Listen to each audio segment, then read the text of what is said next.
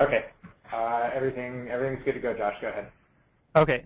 First, I'm going to put the Trello board in the chat box. Can everyone on this meeting try clicking on it and tell me if you cannot access it?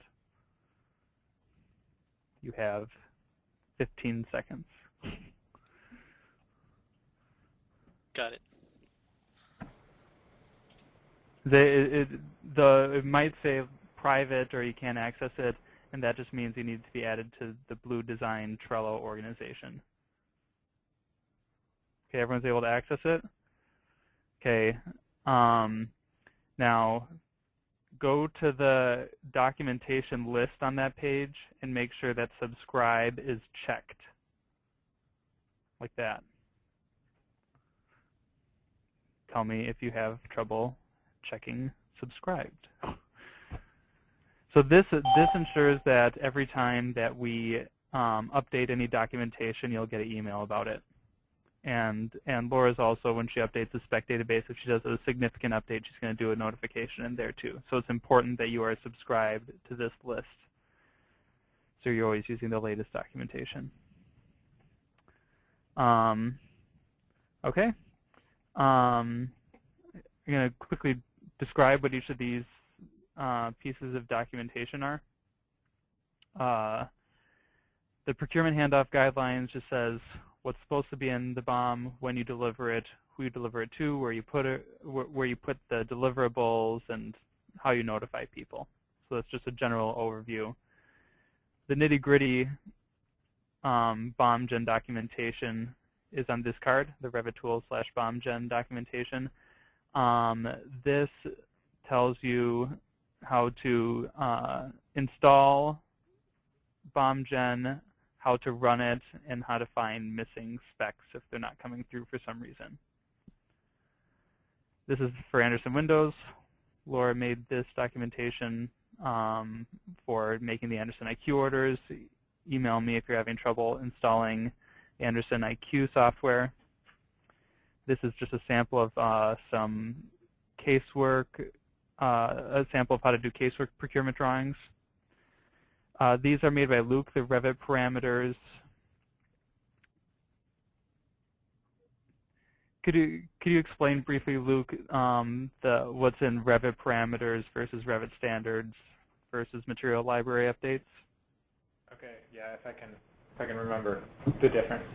Revit parameters is, I believe, only the BOM parameters that are necessary for when you build families. There are other parameters that we're starting to add to families for schedules, but this is only the BOM parameters. The other document, the Revit standards document, is more general, just modeling practices within Revit. So, using basic walls rather than stacked walls. All of the other things that has to do with when you're making a project, not when you're making families, is in the Revit standards doc.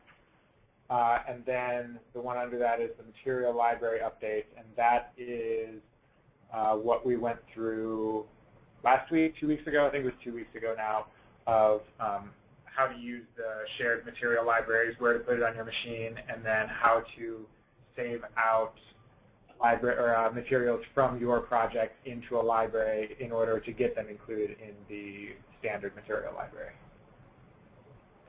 Great.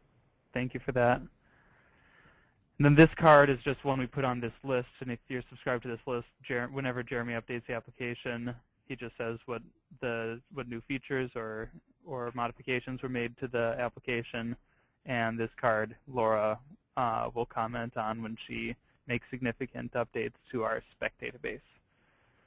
So it's important that you're subscribed to this so that you get those notifications. Is there anyone who has not been on this call who has not yet been added to the BOM Dropbox folder? That's how we share the application and the spec database.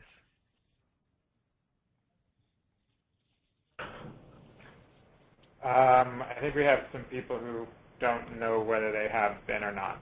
They haven't used it, so. So like Sen, I see you're on this call, and you're not on this list yet. So I need to add you.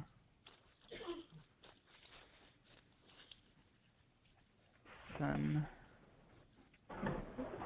Gosh, I don't know if I'm on here. I haven't done anything.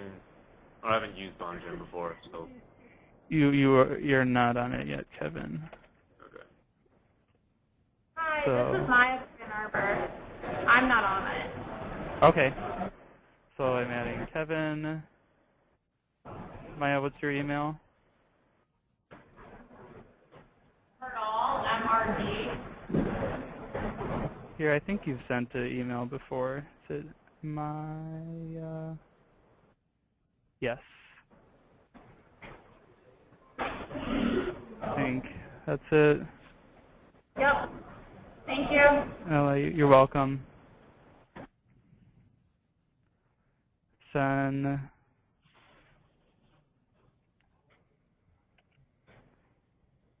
Anyone else? Young Jew, Sarah, you're on it. I'm sorry? I said thank you. Oh, you're very welcome. Okay. So we got you invited. Once you are invited, and you'll see this in the BOMGen documentation. This is the BOMGen documentation. At the bottom, there's the Dropbox install instructions. We have something that copies the latest spec database and application from your Dropbox folder to the folder that it actually runs out of. And it's important that your Dropbox folder isn't put in your profile-specific folder. So, you know, like C/users/J-Appleman/document/Dropbox. It needs to be just in your C drive. So you need to be sure to go to your Dropbox. If it's already installed, you go to the little icon. If it's during installation, you'll have an option to set this up. You want to set up the Dropbox location to just the C drive. By default, it goes to, you know, maybe your My Documents folder or something. But this is all in the documentation. Just read the instructions so you have Dropbox in the right place. I'm going to open a BOM just for people that haven't seen it before, and just to tell you what each of the sheets on it are, and also just to show. So this is a BOM. I generated a Termians BOM just we were testing a feature last night. But so when you generate it, it'll say the name of the project _BOM and then a timestamp that was created. It does this automatically. And you'll see on the bottom there's a bunch of sheets. BOM header information just has general info about the project. And you get to hierarchical listing in a second. Recapitulation by module, and recapitulation by room are just a list of all the specs that got output from the Revit model into the BOM. And the only reason there's separate sheets is the recapitulation by room has all the specs and all the different rooms separated. Recapitulation by module will combine similar specs if they're in the same module. So let's say you have Bath 1 and Bath 2, and in both of them you have Misty Carrera Caesarstone countertops. If you have 10 square feet of it in Bath 1 and 20 square feet in Bath 2, there'll be 2 line items on the recap by room. But in the recap by module, it'll just say 30 square feet of Misty Carrera countertop. And same with recapitulation. It combines things across the entire project. The lighting schedule just has a few extra columns for lighting parts. The alerts report is an important page. This is what tells you when parts are not coming through in the BOM. There are, I think, 5 types of alerts. There's active, which means it comes through just fine. There's legacy. So Laura will tag specs in our database with legacy if they are still available from the manufacturer, but they're just not a blue standard spec anymore. So that's not really a big deal if things are marked as legacy. Material issue means that in Revit, it doesn't have a material on it, or it has the wrong material on it. But material issues are not that big of a deal, because we have a feature in the BOM generation tool. If there is a spec that only comes in one material, and you have it ID'd with the right, what we call object lookup, if it only comes in one material, then we still allow it to come through. Ones that aren't showing on this page are obsolete.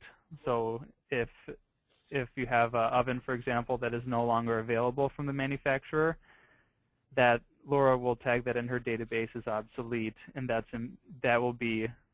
line will be a deeper red color, maybe more like this color, and that's important they change it because procurement won't be able to order it.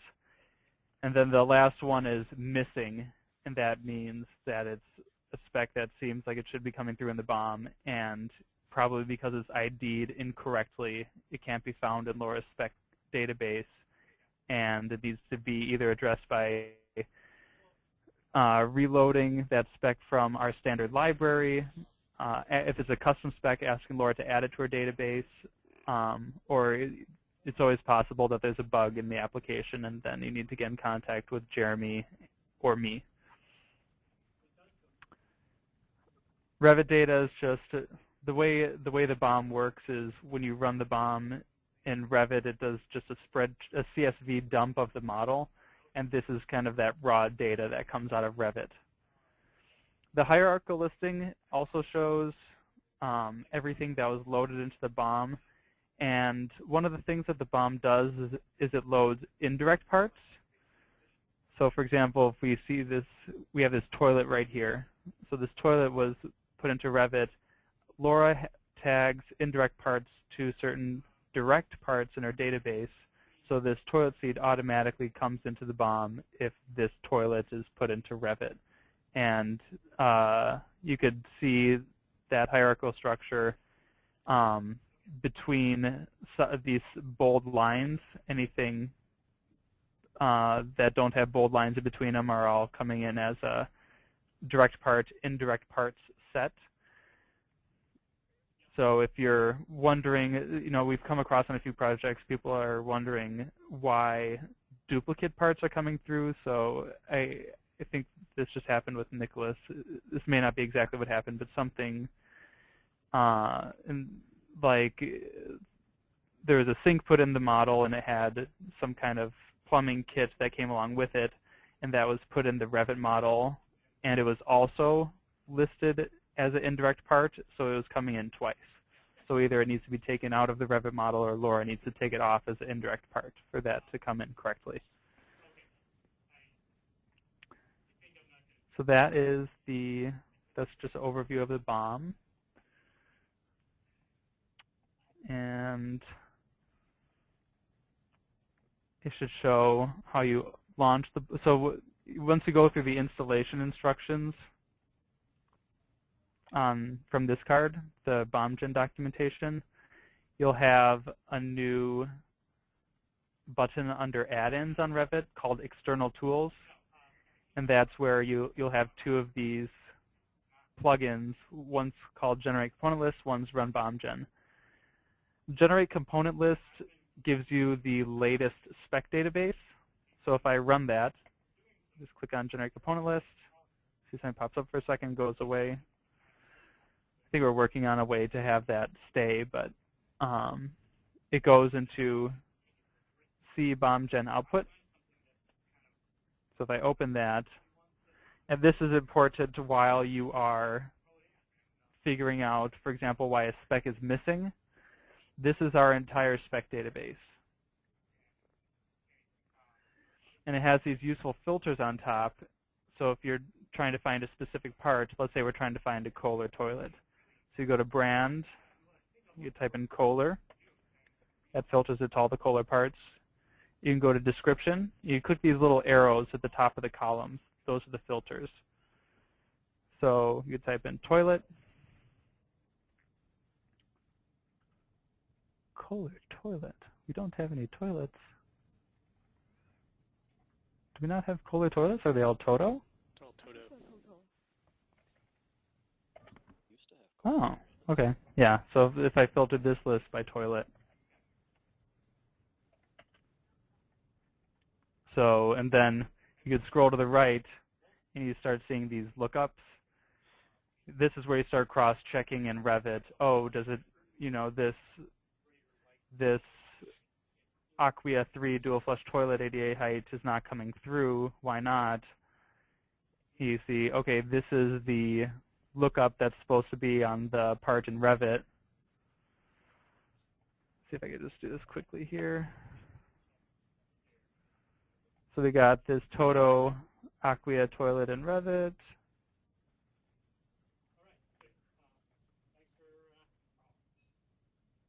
If we go to edit type, you'll see this number, this 24905. If for some reason that wasn't coming through, you would see if it matched this number and then go from there. Or maybe that number was missing, or maybe someone accidentally, you know, only put in 9 digits instead of the 10-digit ID. But so generating the full spec database is really vital to finding out why specs aren't coming through in the BOM. Then there's BOMGen, and it has this pretty new interface with this nice picture on top. And you can see there's a bunch of options on it. So the options that you'll use most often are selected by default. Generate BOM is checked off. If you just wanted to run a BOM check, you would uncheck this and check off BOM check only.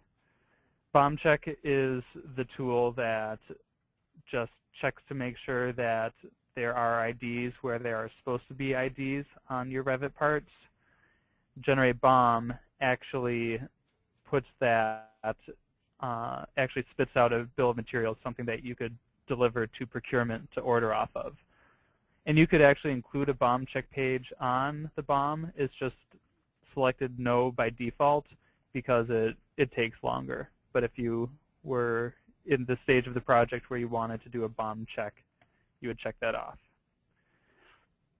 The alerts pop-up is just a really fast way without generating a full BOM. So I could do run. Oh no, okay. So I had output Revit data checked. If I unchecked output Revit data, this would run very fast. Output Revit data does that dump of the model, that spreadsheet dump that the BOM uses as an input to generate a bill of materials. So here's that alerts page. So sometimes you just want to do a quick check. Okay, this spec was missing before. I changed the ID. I think I fixed it. But you don't want to wait the few minutes to generate a full BOM. Then you could just check off the alerts report, which gives you a quick and dirty BOM. And if they still show up as missing, you could do exit and not generate the full BOM and try to keep working on it to fix it. It's just a time-saving technique. So output Revit data. If you've output Revit data, again, does that dump of the model into a CSV. Usually you would want that checked, but sometimes you may be working with Laura to get a spec added to the spec database. And if she adds it and then you update your spec database, but you don't need to make any changes to the model, you could uncheck this and then run the BOM. Again, it's just a time-saving technique. There's no harm in outputting it again. But if you are running these frequently, it becomes useful to save a few minutes and uncheck this. The include HVAC specs, don't include HVAC specs were an option we put in, I think, during Bitterman because the HVAC specs weren't ready by the time the BOM needed to get handed off. In the last few projects, it hasn't seemed to be an issue, so we may remove this as an option, but that's why it's there right now. If you wanted to not include the HVAC specs in the BOM, you just move the radio button to that option. So I just wanted to show a sample Trello board. We've used Trello boards for projects to communicate what still needs to get done. And I just wanted to do a quick overview on how these are structured. So we have for list, to do, doing, for review, and done. It's pretty self-evident what each of those are for. The for review and done usually start to get mixed up, and so by the end of the project there isn't much of a difference. The theory behind it, though, is that after you think you fixed it, you can move it into for review, and once you've validated that it's been fixed, and you move it for review to done. And then in the to-do column, I usually put a bunch of cards for keeping track of the latest BOM check and BOM, latest drawing set, the latest Anderson IQ order, latest cabinet drawings, and also the scope of work. The scope of work is an important document because it defines what Blue is responsible to procure and what the site contractor is responsible to procure. If the site contractor is buying it, then it does not need to be on the BOM. So these are usually found on Procore. And if they're not, if you can't find it on Procore, then you should talk to the project manager. You can see on the top here, this is the important column, supplied by. You can go down and see, furnish and install material required for on-site liquid propane supply, or I don't know, sometimes they'll say, the kayak storage or the garage, whether the contractor or Blue Homes is supplying the windows or the siding. So that's really important because if you have the siding on the garage tagged in Revit as something that's procured by Blue when it's supposed to be procured by the GC, we're going to end up buying way too much siding. All right, but on BlueServe Plus, are we supposed to be bombing the stuff that our set crew doesn't need, but the BlueServe Plus contract is supposed to be doing, or that's why I'm just double checking here. I hear you. That should be on the scope of work. So on the scope of work, if it says supplied by Blue Homes, that means we're supplying it for our site crew. All right, just Blue Homes, not BlueServe Plus contractor, as opposed to site contractor. BSP contract. Yeah, I think it would say Blue Homes.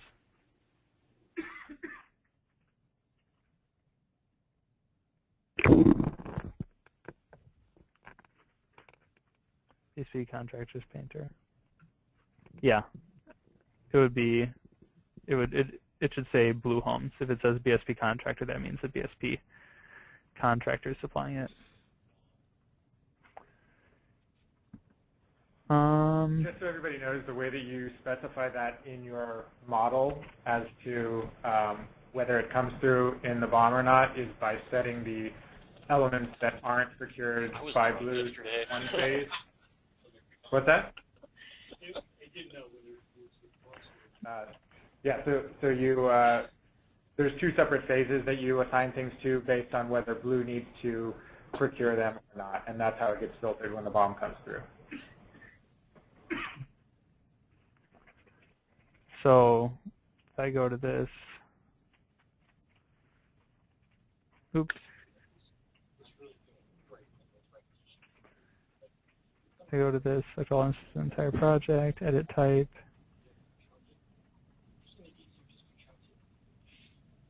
And yeah, I'm not really sure where it is, but yeah, it should be put on post at Blue if it's provided by Blue, or post at GC if it's provided by the GC if it's site work.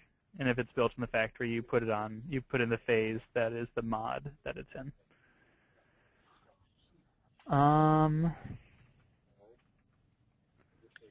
That about covers it. I'm going to be doing another training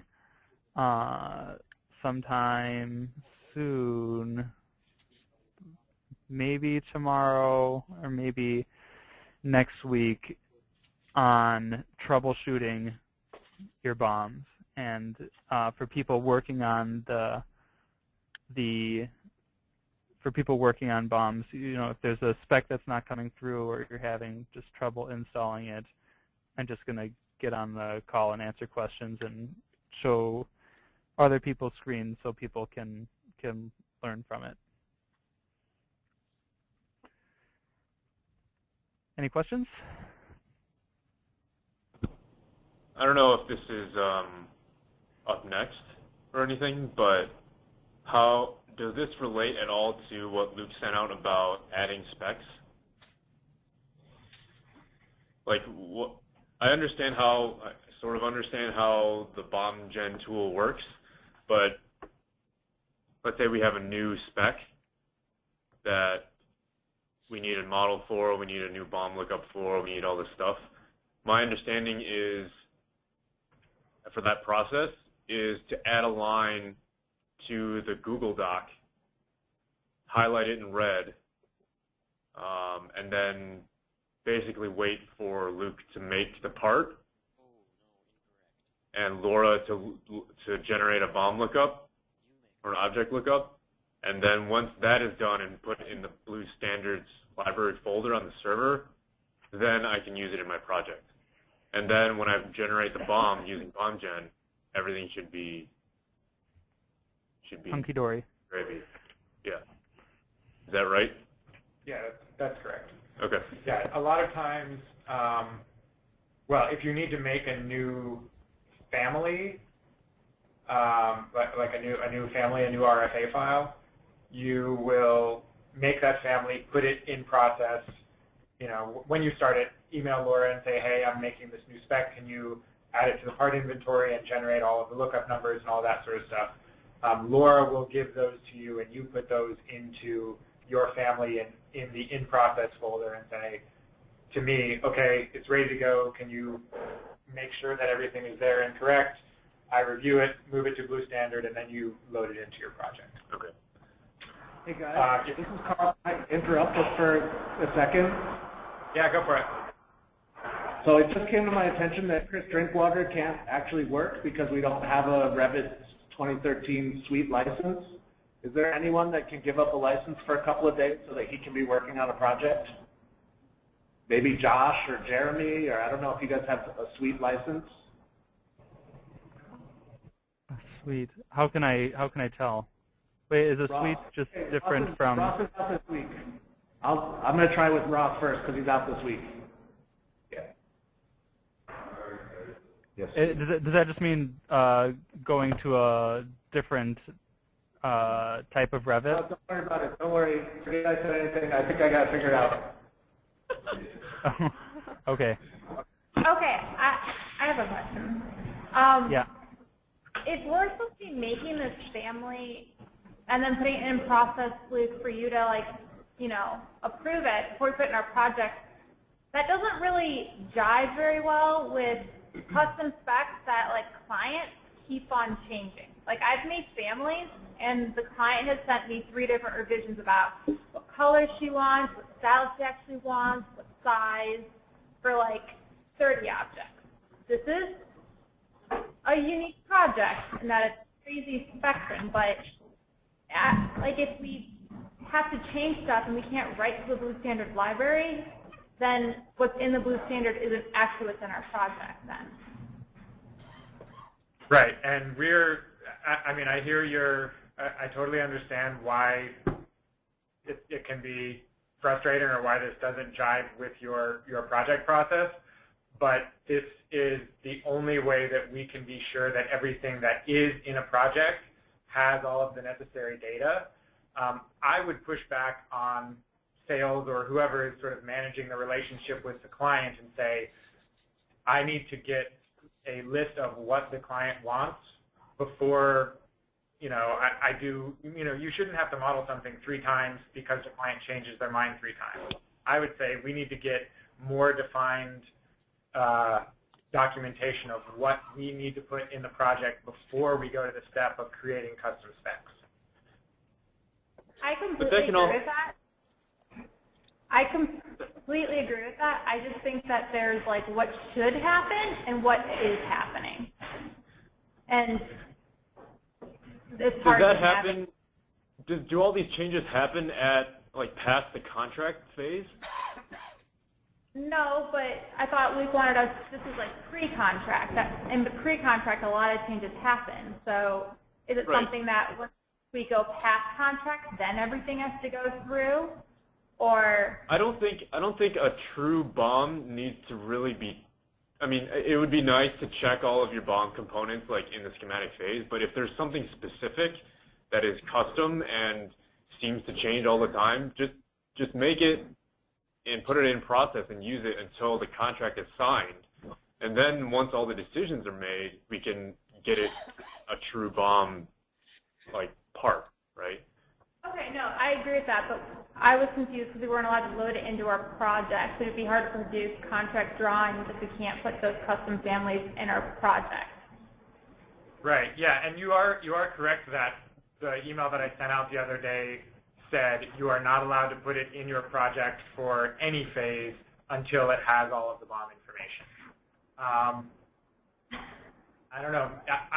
I'm trying to avoid having things in projects that we continually need to switch out at a later date. And the idea was that it'll be easier to get it right once, put it in your project, and have it be correct and complete, rather than you make something, you put it in your project, it's not quite right, 5 other people put it in their project, it's not quite right. I want to create something once, have it be complete, and then start loading it into projects.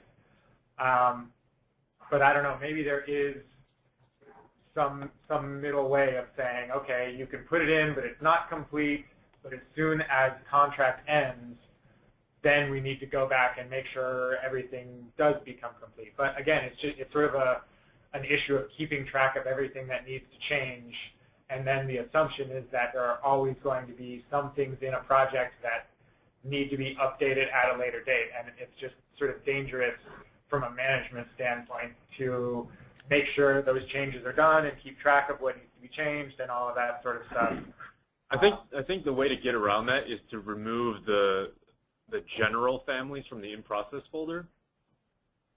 Because like if I'm adding like a base cabinet and I know it's a standard one and we know and it's fine, and I accidentally load it from the in-process folder and it's an old one, then that's like the problem that we have, right? Because it's wrong and I haven't gotten the one from the blue standard. Right. But if I have a base cabinet that's custom and we haven't figured it out yet, it's not going to be called base cabinet, right? RFA. It's going to be called base cabinet like Wattenmaker or something, right?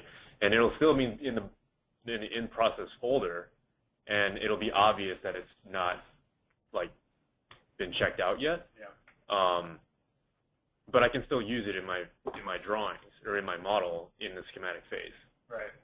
Yeah. I mean, I was thinking before I instituted this new everything has to be complete before it gets loaded into your project.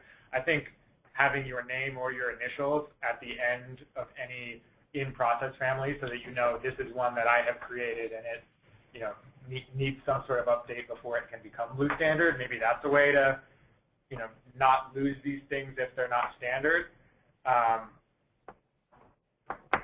Or you just keep it on your desktop until we get past the contract phase, and then once you get past the contract phase, we make a folder in the in-process folder for each project. That's all the custom specs, and then we figure it out from there.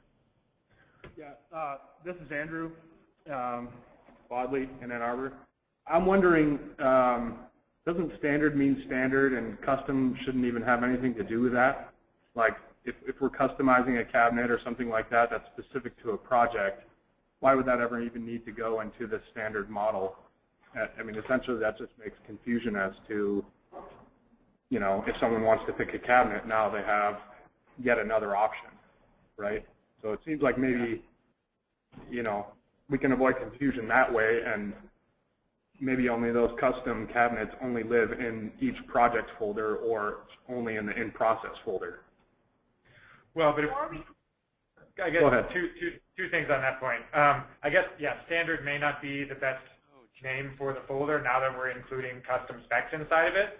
But even if we maintain the custom specs in a different place, if we need them to come through on the bill of materials on the BOM application that Josh just showed, they need to have all of the BOM information in them as well, which means Laura has to add them to her part inventory. She needs to generate an object lookup for it, which needs to get put into the Revit family parameters.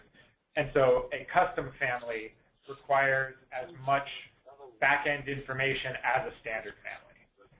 And I think we need to make a distinction between complete families and in-process families, whether those complete families are standard specs or custom specs. Gotcha. Yeah, it's more like BOM ready and BOM not ready. Yeah, complete and incomplete. Yep. Okay. Well, and I guess just to Kevin's point about leaving those on your desktop, the only trouble with that I would see is multiple people creating new families. You know what I mean? So we're doubling up on work in that way, as opposed to if it's, you know, if somebody makes it, puts it in process, even if it's not totally complete, you know, it's there as a base, that like that work's already been done. They're just starting. Yeah, I mean, I think we should keep everything on the server, even if you're working on it per project, but maybe we should have some sort of organization, whether you create a subfolder in the in-process or add your initials or your name or something. Like, I think things should stay on the S drive so everyone has access to all of them. But yeah, maybe figure out some way of keeping them organized. I think we need to clean up the in-process folder to not have the non-custom stuff in it, because it gets confusing, like whether I should use, or really like, maybe it's a matter of, maybe it's just me, maybe it's a matter of like knowing not to choose a particular family that's general in the in-process folder, but it seems confusing. Yeah, well, I'm still in process of going through that folder and moving everything that is standard or complete over to blue standard. I'm up to P, so I'm working on plumbing fixtures right now, but that has been a big part of my work, is figuring out, okay, there's something in blue standard, there's something in process, they're the same thing. Is the one in process more up to date because we added things, you know, added parameters that we didn't have in a previous version, which was in blue standard? So I think, yeah, not having the same thing in both in process and blue standard will make it easier for me to know what's what. I think if you do need to make a copy of something which is in blue standard to, you know, add a family or make an addition, or, you know, I don't know why you would need to do that. I mean, yeah, I could think of a couple of reasons, but I think naming that something differently so that you know when you look at it, this is not standard. And I think that, you know, adding your initials to the end of it is an easy way of immediately being able to see, oh, this is a in-process family and not a standard family.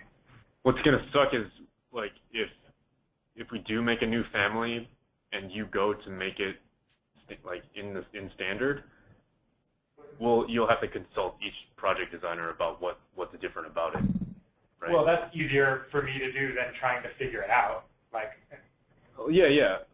Well, yeah, like if I look at a family, I mean, it'll take me a long time to figure out what is, you know, why you made the duplicate, what you've changed about it, and so it's much faster for me to be able to look at the in-process folder and say, okay, this family was made by this person, I don't know why they did it, you know, hopefully there's a card on the Trello board that explains what they did to it, so I'm going to need information, and I'm going to need to either talk to the project designer, or if the project designer is good about recording information in a Trello card, I need one of those things to be able to move it to standard anyways. No, that's good. I think keeping track of what the thing is and Trello is good. Maybe this is a weird way to do it, but can't we even just put notes within the family itself that says this is what I've done, like a red note, or on a legend or something like that says has AD or KD's initials with notes saying I changed this, so on. And it's a specific view to each family that you know to look at. Yeah, I mean, it's easier for me to see it if that information is kept in the Trello card rather than in the family itself, so I don't have to open 50 families to see what's changed about them. Okay, yeah, okay, gotcha. Is that working okay when we do put the Trello card revisions in there? For example, I have to change something on a family, be it blue standard or something else, drop it or add a parameter or something like that so it works right in a schedule, drop it into InProcess, and then we just write a new card on the for review in Trello. Is that process all working well, or is information falling through the cracks? I love that process. It has made my job possible. Okay, cool. We'll go with that then. Yeah, if you guys add them both to the Revit inventory, because I'm finding a lot of things which are in-process families that don't have Trello cards made for them that haven't been added to the Revit inventory. And so I'm trying to clean up the in-process folder. I come across a family. I don't know who made it. I don't know what changes have been made to it. I don't know if it has, it's not in the Revit inventory, so I don't know if it has BOM information. Like, it's sort of this little nugget, which is a mystery that I try to figure out. So keeping track of it in the Revit inventory, so I know that whether it has BOM information or not, and keeping track of it in Trello. If we can do those two things well, I think it makes my job a lot easier. Josh, can you go to that Trello board just so I can see what? Which Trello board? Revit? Revit Asset? New one. Yeah, go to Revit Asset.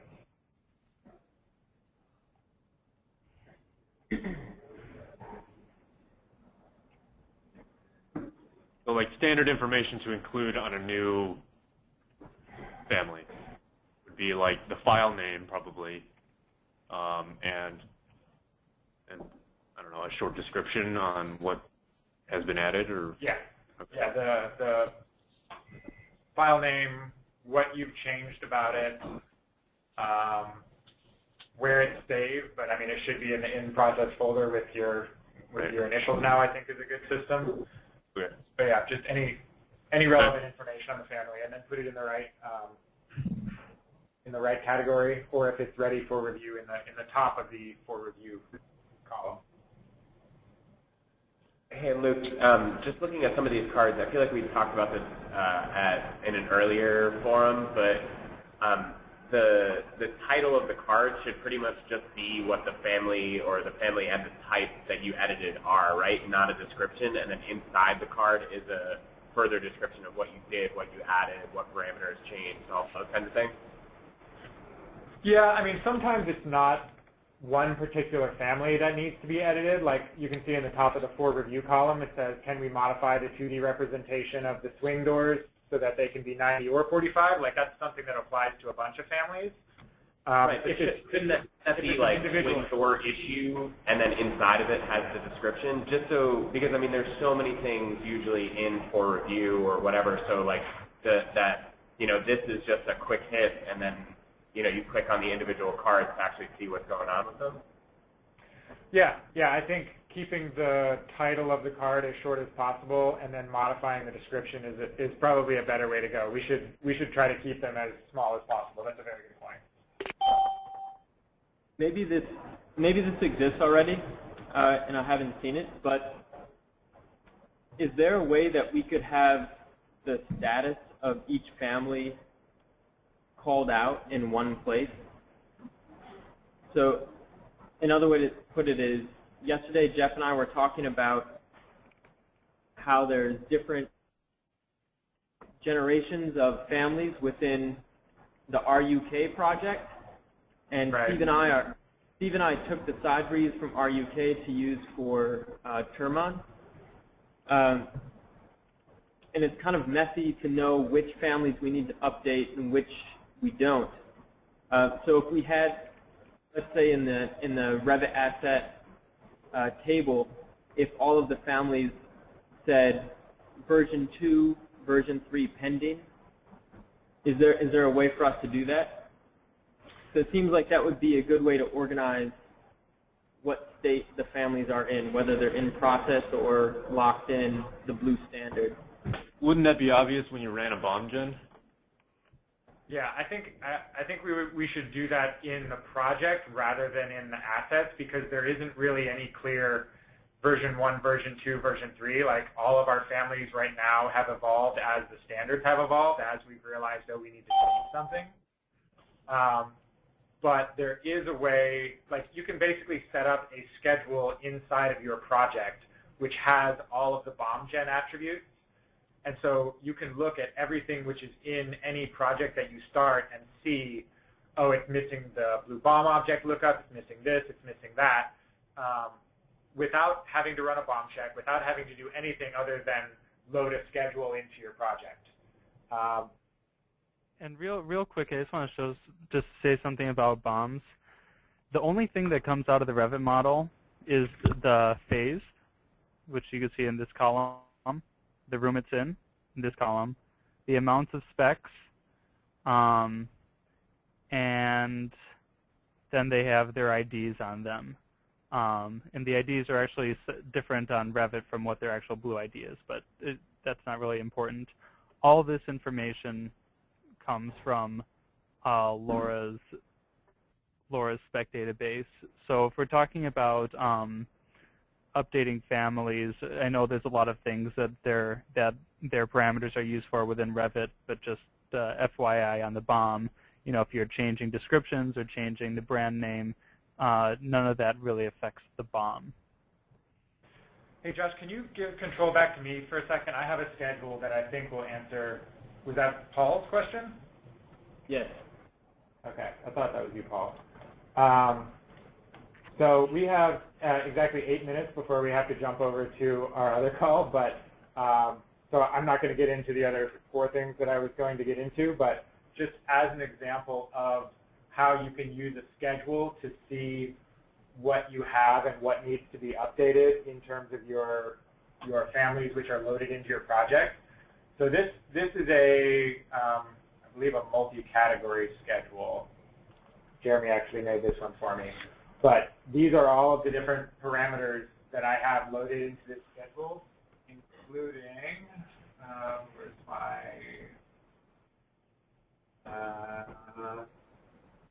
sure if my BOM object stuff is in here anywhere. Yeah, there it is.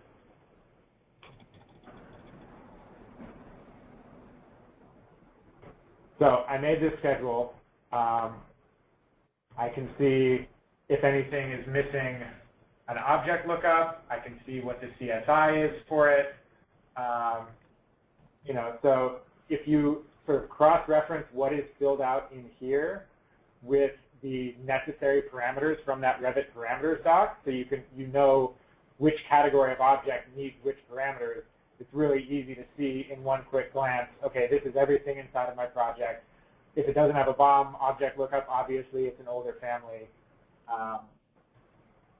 You know, so I think that's a pretty quick and easy way to see initially what needs to be replaced inside of a project if you use a duplicate of an old project. How is this different than running that quick and dirty BOMGen on a project? It's fairly similar. Okay. There's a couple of additional things. Like right now, this one doesn't have the interface of the materials and the objects together. This one just has the objects. So if you have a bad material applied, it's not it's not going to pick up on that. But basically, this is a quicker, easier version of running the BOM check, and we may get to a point where we don't need to run a BOM check because everything shows up in a custom schedule that we've generated. So they are one comment on that. So one great benefit of this is you can edit the things in here in BOM check. This in the spreadsheet, you know, that doesn't making changes there doesn't affect the Revit model. However, in the BOM check spreadsheet, it tells you which parameters are needed for which type of spec. So it has a little more built-in intelligence in this. Right. So I think we're Go ahead. talking about a couple different things. I think the BOM check may be advantageous because for me, if I look at this schedule and I need to edit something, that means I don't have the most up-to-date family, right?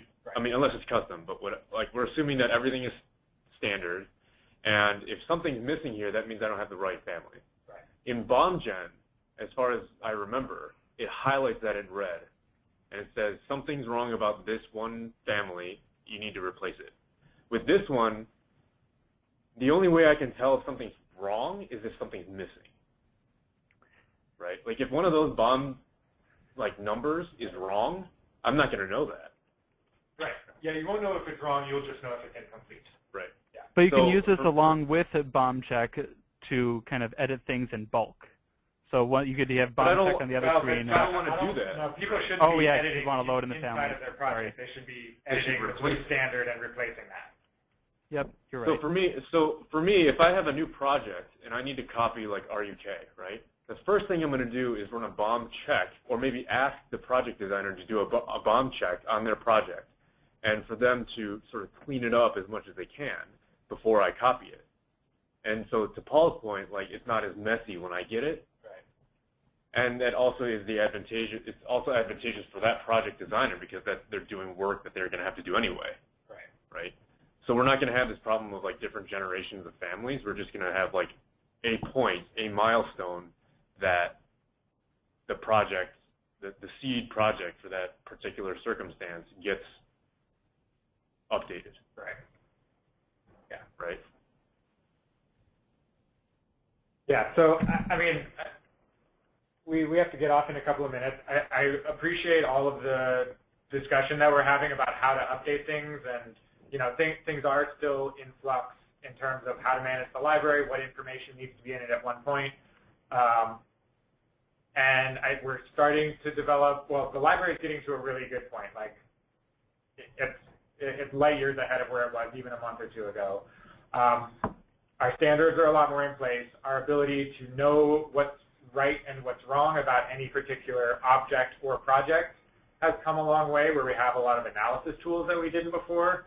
And we have a lot more tools to modify things which are incorrect. And I think it's that sort of last step of how does our standard stuff, custom stuff, and our library fit in with the process for projects, including custom things and you know, stuff that is sort of out of the ordinary, which is more the norm. Unfortunately, but yeah, we're not 100% of the way there. We still have some stuff to work out, but I feel like we're getting really close, and hopefully we'll come to some resolution on all of this stuff, and when you can load families, and when BOM checks need to be done, and all that sort of stuff really soon. So I think we have to cut it there and jump over to the other meeting. So yeah, thanks everybody. Everything we didn't get to today, we'll get to next week. Thank you. Thanks, Luke. Thank you, guys.